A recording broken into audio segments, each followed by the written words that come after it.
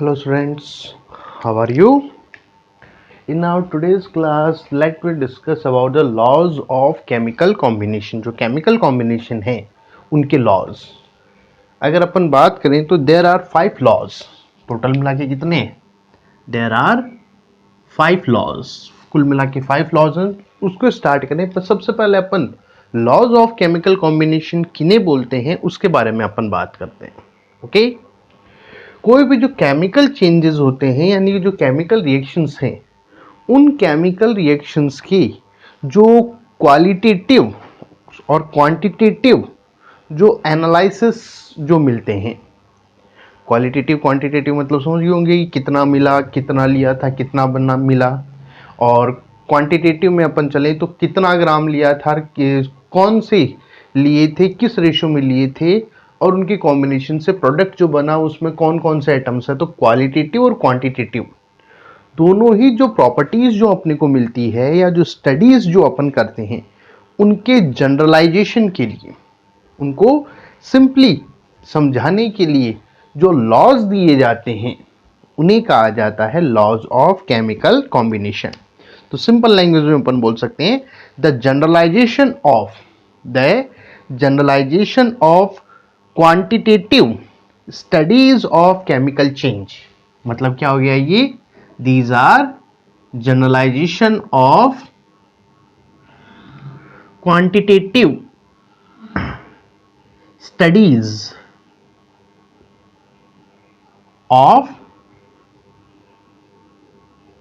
chemical change या reaction.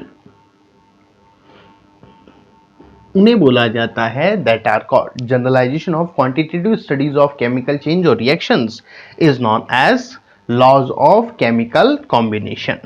Got it? Total मिला के 5 लॉज हैं जिसमें से सबसे पहले अपन लॉ की बात करें तो सबसे फर्स्ट जो लॉ है that is called law of conservation of mass. Law of conservation of मास की कंजर्वेशन का लॉ ये दिया था 1789 के अंदर. जो लेवाशियर है it was given by Antoine Lavoisier. Antoine Lavoisier है या उन्होंने 1879 के अंदर इस लॉ को दिया था. सॉरी 1789 के अंदर ये वाला जो लॉ है लॉ ऑफ कंजर्वेशन ऑफ मास दिया गया था. ये लॉ जो है it deal with the quantities of reactant and product. ये लॉ जो है वो किसी भी रिएक्शन में जो रिएक्टेंट और प्रोडक्ट है उनकी क्वांटिटीज के साथ डील करता है या उनको ये एक्सप्रेस करता है. व्हाट इट क्या बोल रहा हूं मैं? ये डील करता है with the quantitative properties of reactant and product in any change. Okay, इस लॉ के according the mass neither be created nor be destroyed. जो मास जो है वो ना तो क्रिएट किया जा सकता है ना उसे डिस्ट्रॉय किया जा सकता है. The mass neither be created nor be destroyed. That means the total mass always remain conserved. जो टोटल मास है वो हमेशा कैसा रहता है? कंजर्व्ड होता है. Okay again repeating, mass neither be created nor be destroyed during any physical और chemical change. It means it always remain conserved. इसका मतलब क्या है? हमेशा ये कंजर्व्ड रहेगा. Okay understand? तो अपन सीधा सीधा बोल सकते हैं इसके अकॉर्डिंग क्या है? That is total mass always conserved. Total mass हमेशा कंजर्व्ड होता है. इसी लॉ को दूसरे लैंग्वेज में बोला जाए तो कंजर्व कब होगा? जब रिएक्टेंट और प्रोडक्ट दोनों का बराबर हो. तो इसलिए अपन सेकेंड लैंग्वेज में अपन बोले तो ये अपन बोल सकते हैं according to this law total mass of reactant is equal to total mass of product. Reactant का जितना टोटल मास होता है उतना ही प्रोडक्ट का होगा। Got it? Understand? This is the first law जिसको अपन बोलते हैं law of conservation of mass. Got it? Okay. Second law आता है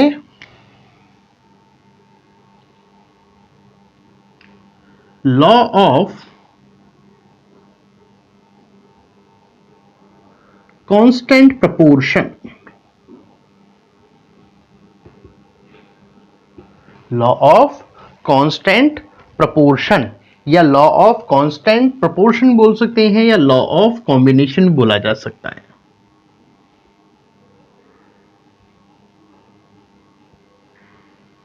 ओके, इस लॉ की अपन बात करें, it was given bye Joseph Proust. ये किसने दिया था? Joseph Proust.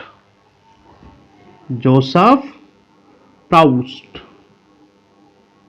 जोसेफ प्राउस्ट ने ये लॉ दिया था इन 1791, सॉरी 1799 के अंदर ये लॉ प्रपोज किया गया था। ये जो लॉ है it deal with the composition of the composition, it deal with the composition of reactant and product. या सीधा सीधा अपन बोले तो it deal with the composition of any substance या उसके अंदर जो एलिमेंट्स का जो कंपोजिशन है, किसके बारे में डील करता है ये? It deal with the composition of compounds. जो कंपाउंड्स है उनके कंपोजिशन के साथ डील करता है, या दूसरे लैंग्वेज में अपन कंपोजिशन को अपन क्या लिख सकते हैं? Ratio of elements. जो एलिमेंट्स का रेशो है एक कंपाउंड में, जो एलिमेंट्स का जो रेशो है उसके साथ ये डील करता है। And ratio of elements present in A compound, एक कंपाउंड में प्रेजेंट एलिमेंट्स के रेशो के साथ ये डील करता है। Got it? इस लॉ के according A pure chemical compound always contain same elements in the fixed ratio. किसी भी प्योर सब्सटेंस में, जो कोई भी प्योर सब्सटेंस है, प्योर कंपाउंड या प्योर सब्सटेंस, उस प्योर सब्सटेंस में, उस प्योर सब्सटेंस के अंदर या प्योर केमिकल कंपाउंड के अंदर, वैसे केमिकल कंपाउंड ज्यादा सही वर्ड रहेगा तो वही अपन यूज कर लेते हैं, प्योर केमिकल कंपाउंड। किसी भी प्योर केमिकल कंपाउंड में जो एलिमेंट्स होते हैं, जो एलिमेंट्स होते हैं, they are present in fixed ratio by their mass. अपने मासेस की, एटॉमिक मासेस की जो फिक्स्ड रेशो है उसके अंदर प्रेजेंट होते हैं। I am again repeating, in a pure chemical substance, in a pure chemical substance या compound, the elements are always present in fixed ratio of their atomic mass. या second language में अपन ये भी बोल सकते हैं, ए pure chemical compound always contain elements combined together in the fixed ratio of their atomic mass या atomic weight. Got it? Understand? जैसे अपन example लेकर इसको कंसिडर करते हैं, जैसे अपन एग्जाम्पल लेते हैं कार्बन डाइऑक्साइड का। कार्बन बर्न आउट हुआ ऑक्सीजन के साथ, रिएक्ट करके बनाया कार्बन डाइऑक्साइड। एक तो ये तरीका है। दूसरा ये भी अपन कर सकते हैं कि कैल्शियम कार्बोनेट को जब हीट किया गया, गर्म किया गया, तो ये टूट गया कैल्शियम ऑक्साइड और कार्बन डाइऑक्साइड गैस में। या किसी और केमिकल रिएक्शन से अपन इसको बनाएं, तो जैसे अपन बात करें जो क्यूप्रिक हाइड्रोजन कार्बोनेट जो है, इसकी जो CuHCO3 जो है, इसकी रिएक्शन, इसकी जो रिएक्शन है अपन ने ये रिएक्शन कराई अपन ने HCl के साथ। किसके साथ रिएक्ट कराया इसको? HCl के साथ रिएक्ट कराया। तो HCl के साथ रिएक्ट कराने पर ये बन गया CaCl2 plus H2O plus CO2। ये बैलेंस नहीं है, पहले बता दो, बैलेंस करना अपने को कंसिडर नहीं करना एक बार। अब यहां पर बना हुआ कार्बन डाइऑक्साइड, यहां पर बना हुआ कार्बन डाइऑक्साइड और यहां पर बना हुआ कार्बन डाइऑक्साइड किसी भी तरीके से बना हो, किसी भी तरीके से बना हो, यहां पर जब कार्बन डाइऑक्साइड का रेशो लिया जाता है कार्बन और ऑक्सीजन का, कार्बन डाइऑक्साइड में जब अपन रेशो लेते हैं किसका? कार्बन और ऑक्सीजन का, तो वो हमेशा अपने को मिलता है 3/4, सॉरी 3/8। कितना मिलेगा हमेशा? That is 3/8। अपने मासेस की 3/8 रेशो में मिला। मैं जो बोलना चाहता हूं समझ में आ रहा है क्या आप लोगों को? मैं क्या बोल रहा हूं, यहां पर चाहे आप कैसे भी कार्बन डाइऑक्साइड बना लो, चाहे बर्न करके बना लो, चाहे डिकम्पोजिशन से बना लो, या न्यूट्रलाइजेशन रिएक्शन, किसी भी रिएक्शन से आप कार्बन डाइऑक्साइड क्रिएट करें, उसका जो रेशो है उसमें कार्बन और ऑक्सीजन का, वो हमेशा कैसे मिलेगा? Fix. Got it? Carbon dioxide pure है तो चाहे किसी भी मेथड से बनाया गया हो, कहीं पर भी बनाया गया हो, हमेशा रेशो क्या रहेगा उनका? मासेस का रेशो क्या रहेगा? 3/8। अब 3/8 कैसा है वो भी अपन बात कर लेते हैं। That is carbon oxygen, carbon का कितना होता है? 12। ऑक्सीजन का एक एटम का एटॉमिक मास कितना होता है? That is 16। ए का कितना होगा? 16। तो 16 इंटू 2 या 16 प्लस 16 तो कितना हो गया? ये तो हो गया 12 और ये कितना हो गया? That is 32। 8 से, सॉरी 4 से अगर कट करूं तो 4 3 जा और 4 8 जा, तो रेशो क्या आ गया? That is 3/8। ये क्या है? दीज आर मासेस, जो एटॉमिक मासेस हैं।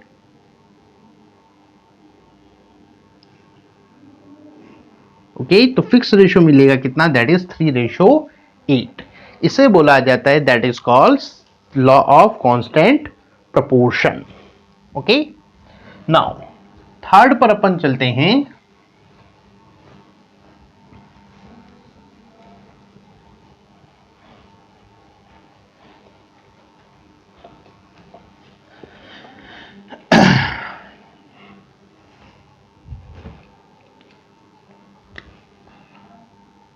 फर्स्ट था law of conservation of mass, second था law of constant proportion, third है लॉ ऑफ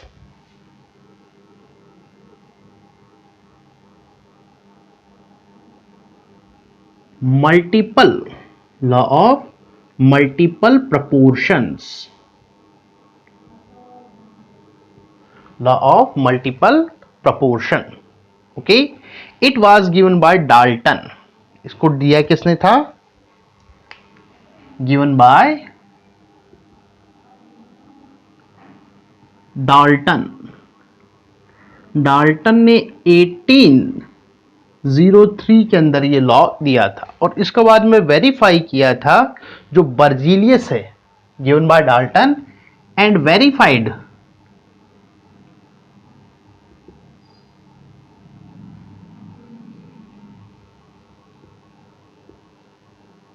बर्जीलियस। किन्होंने वेरीफाई किया था इसको? जो बर्जीलियस जो हैं उन्होंने इसको वेरीफाई किया था।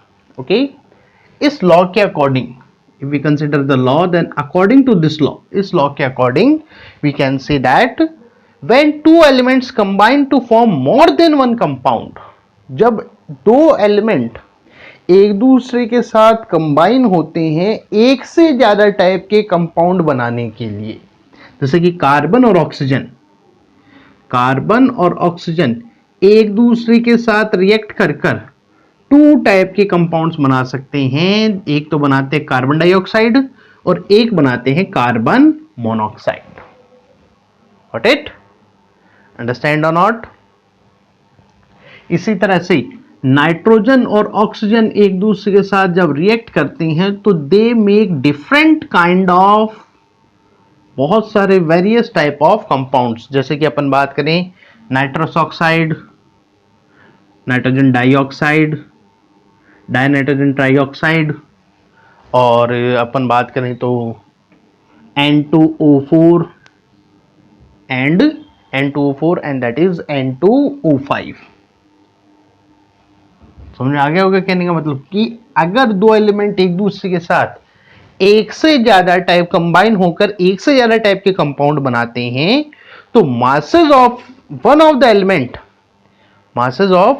element which is combined with the fixed mass other element are in a simple whole number। I'm again repeating, when two elements combine to form more than one compound then the masses of one of the element, तो इनमें से किसी एक के मास, कोई भी जो एक एलिमेंट है जो कि कंबाइन हो रहा है जिसका मास फिक्स्ड है, क्या मान सकते हैं अपन, फिक्स्ड मास में है जिसमें वेरिएशन नहीं आ रहे, तो उसके साथ दूसरा वाला जिसमें वेरिएशंस अपने को दिखाई दे रहे हैं वो हमेशा एक फिक्स्ड रेशो में होगा। हमेशा किस में होगा, फिक्स्ड रेशो में होगा, सॉरी हाँ सिंपल रेशो में होगा, सिंपल वोल नंबर के अंदर होगा। थोड़ा सा इस चीज को समझना। यहां पर अपन रेशो की बात करें तो कार्बन और ऑक्सीजन का रेशो, कार्बन कितना है 1, 12, ऑक्सीजन कितना है 2, तो 16 2 जा 32। सिंपल रेशो निकालोगे तो कितना आ गया 3:8। अब कार्बन मोनोऑक्साइड पे आओ, कार्बन कितना है 12, ऑक्सीजन कितना है 16। ओके, सिंप्लीफाई करोगे तो कितना आ जाएगा 3:4। अब यहां पर आप देखिए एक कांस्टेंट है, कौन, कार्बन। कार्बन कैसा है यहां पर कांस्टेंट है, उसके रेस्पेक्ट में ऑक्सीजन की मैं बात करूं, यानी कि ऑक्सीजन का अगर मैं रेशियो देखूं तो रेशियो ऑफ ऑक्सीजन, कार्बन का तो फिक्स है, since ratio of carbon is fixed, एक फिक्स है तो अब दूसरे वाले का हमेशा बोल नंबर या सिंपल रेशियो के अंदर होगा। जैसे इसकी बात करें तो कितना आ गया 8:4 यानी कि 2:1। तो कंप्लीट नंबर्स आए हैं। ओके, 2:1 बोल दो, अगर ये पहले ले रहा है तो 1:2 बोला जाएगा, कोई फर्क नहीं पड़ेगा। Carbon monoxide and carbon dioxide और कार्बन मोनोऑक्साइड बोलोगे तब तो ये बोलना पड़ेगा, और अगर आप कार्बन मोनोऑक्साइड और कार्बन डाइऑक्साइड बोल रहे हो तो फिर रेशियो क्या हो जाएगा 1:2। Got it. चलिए अब इसमें अपन निकालते हैं रेशियो क्या रहेगा। नाइट्रोजन कितना है 1, एक का होता है 14, ऑक्सीजन का कितना होता है 16, तो 14:16 कितना आ गया 7:8। कितना आ गया 7:8। Got it. कितना आ गया भाई 7:8। अच्छा, दूसरे में अपन बात करें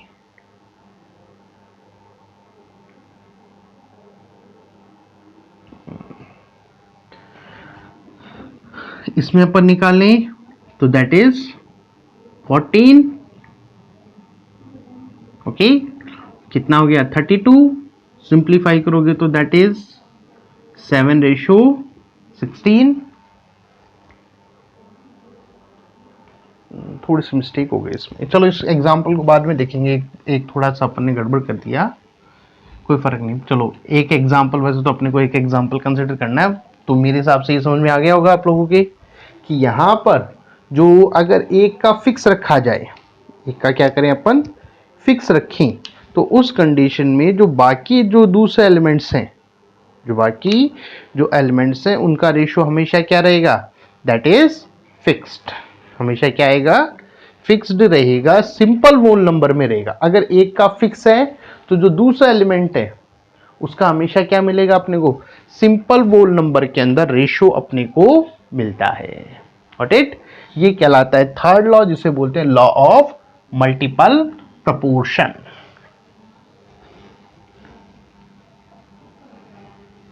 ओके, फिर बाद में जो फोर्थ लॉ आता है फोर्थ लॉ की अपन बात करें तो फोर्थ लॉ आता है that is law of reciprocal proportion. Law of reciprocal proportion. Law of reciprocal proportion. It was given by Richter in 1792. कब दिया गया था ये? Given by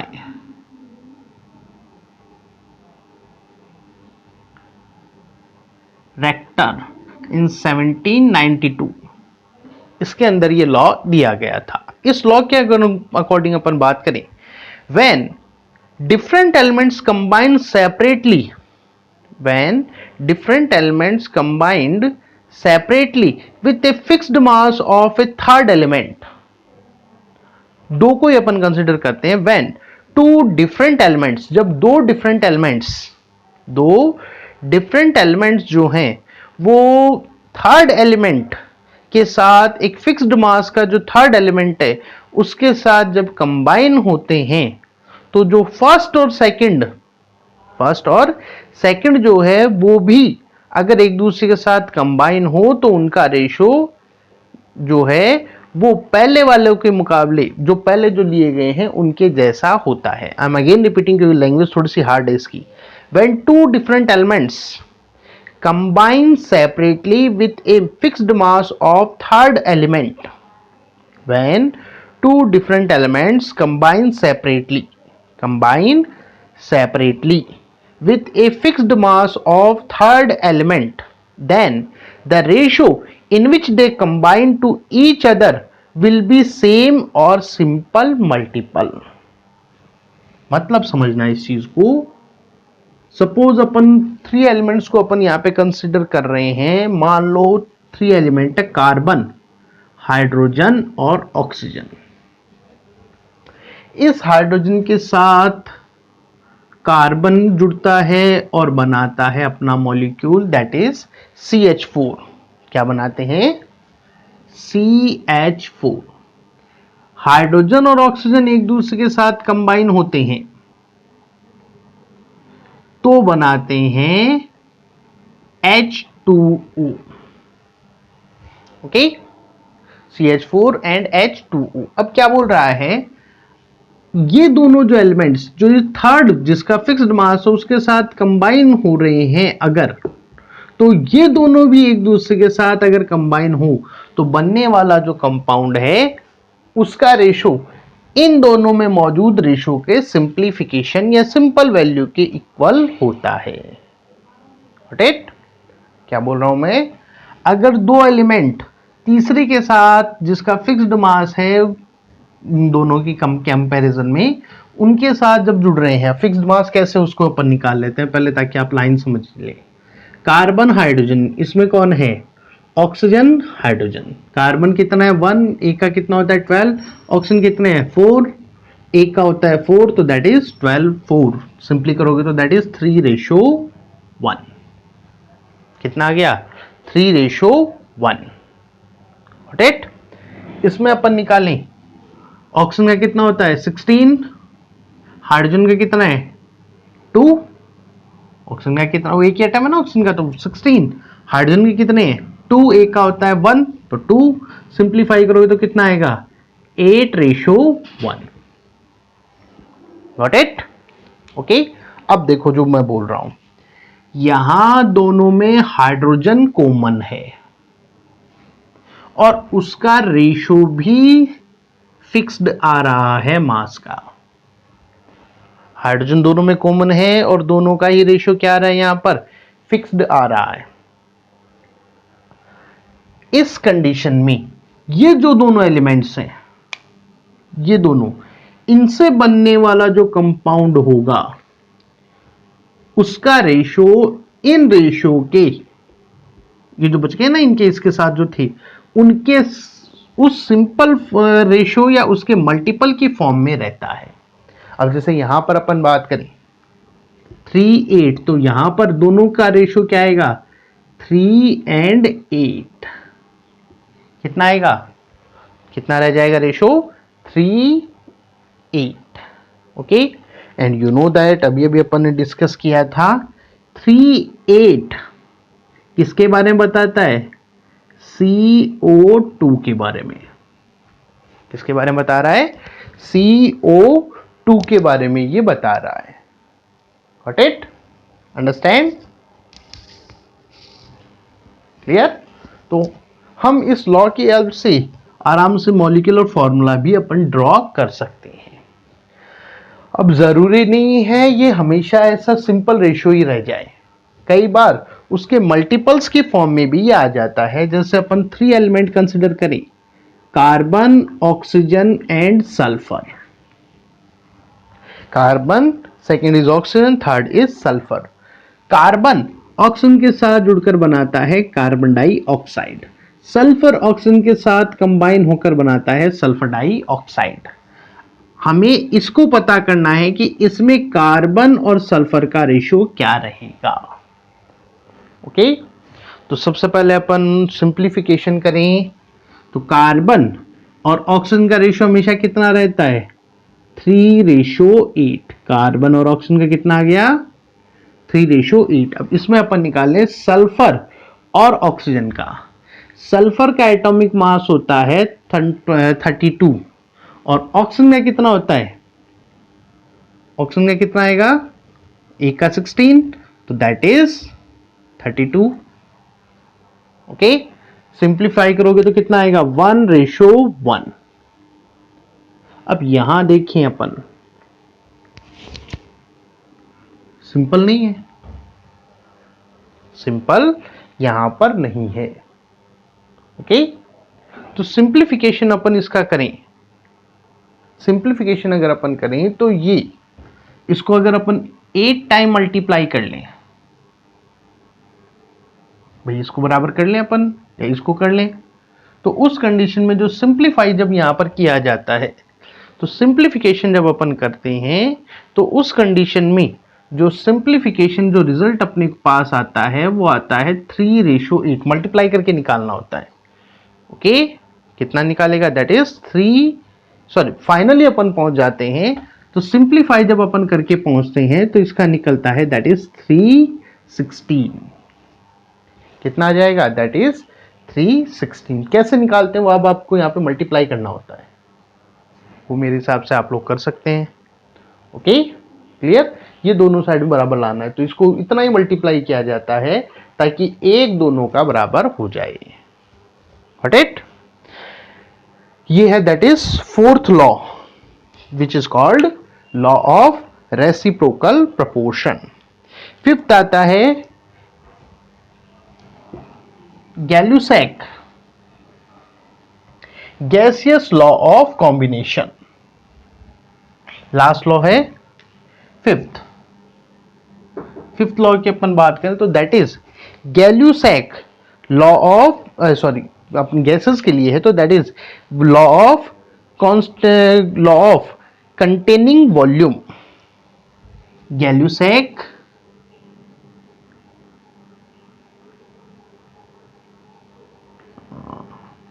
one minute, Gray Lussac है, वैसे तो गे ही बोला जाता है इसको। ग्रे लूसैक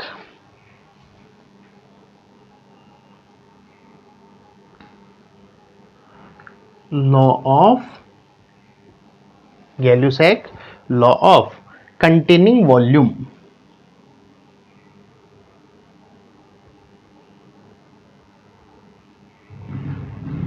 कंटेनिंग वॉल्यूम गैसेस के लिए लागू है। This law was given by Gray Lussac in 1808। कब दिया गया था? 1808 के अंदर ये लॉ दिया गया था, और ये जो लॉ है वो गैसेस के लिए लागू है। इसके according when gases react together, gases जब रिएक्ट करती हैं तो वो react together in simple ratio of volume, simple ratio of volume, तो उनके प्रोडक्ट का रेशियो भी क्या रहेगा? हमेशा सिंपल ही रहेगा। प्रोडक्ट का रेशियो भी क्या रहेगा? हमेशा सिंपल रहता है। Again repeating, when gases react together in simple ratio of volume to each other, then the volume of then they make same या similar ratio with the product. ये simple language में अपन बोले gases always react together in a simple ratio of their volume under identical temperature and pressure. If the product is also gases, then will be the simple ratio by volume with the reactant. मतलब क्या है, अगर दो reactant जैसे A और B ये दोनों एक दूसरे के साथ रिएक्ट कर रहे हैं और एक दूसरे के साथ ये सिंपल रेशियो में रिएक्ट कर रहे हैं और बनने वाला जो प्रोडक्ट है जैसे कि C बन रहा है वो भी गैस हो, तो उस कंडीशन में जो गैस बनी है ये और ये सभी एक दूसरे के साथ वॉल्यूम के सिंपल रेशियो के अंदर होती है। किसमें रहेगी, वॉल्यूम के सिंपल रेशियो के अंदर होगी। जैसे कि बात करें अपन, हाइड्रोजन गैस रिएक्ट किया क्लोरीन गैस के साथ और इन्होंने बना दिया हाइड्रोजन क्लोराइड गैस। अगर इसकी 1 लीटर वॉल्यूम ली जाए, इसकी भी 1 लीटर वॉल्यूम ली जाए तो दोनों गैसेस सिंपल रेशियो में, तो थर्ड वाली उसी के साथ सिंपल रेशियो में रहेगी। कितनी रहेगी, दैट इज 2। कितनी आ जाएगी, 2। इसी तरह से अपन बात करें, hydrogen gas react with oxygen gas and make water. Hydrogen gas oxygen gas के साथ रिएक्ट करती है, रिएक्ट करने के बाद क्या बना रही है, वाटर यहां पर बना रही है। अगर मैं बैलेंस करूं तो ये कुछ रिएक्शन ऐसी है, यहां पर हाइड्रोजन की जब 4 वॉल्यूम ली जाती है तो हमें ऑक्सीजन की 2 वॉल्यूम रिक्वायर्ड होती है। हाइड्रोजन की 4 वॉल्यूम ऑक्सीजन की 2 वॉल्यूम के साथ रिएक्ट करती है, तो रिएक्ट करने के बाद ये बनाती है 2 वॉल्यूम्स ऑफ वाटर। तो सिंपल रेशियो लोगे, अगर अपन इसका सिंपल रेशियो अगर अपन निकाल लें तो कितना आएगा, आप आराम से निकाल सकते हैं। Got it, clear. तो दैट इज 211। तो हमेशा, लेकिन उसके लिए शर्त क्या है, रिएक्टेंट्स और प्रोडक्ट किस में होने चाहिए, गैसेस में। तो उस कंडीशन में उनके वॉल्यूम्स का जो रेशियो होता है, it always a simple one, simple volume का यहां पर रेशियो बनता है। Got it. So these were the 5 laws of gases, 5 laws of chemical combination. Okay, I know typical है, थोड़े बिल्कुल नए कॉन्सेप्ट्स हैं, थोड़ा सा ट्राई करना। अगर प्रॉब्लम हो तो यू कैन आस्क, डायरेक्ट आप मेरे से क्वेश्चन पूछ सकते हैं। Okay, thank you.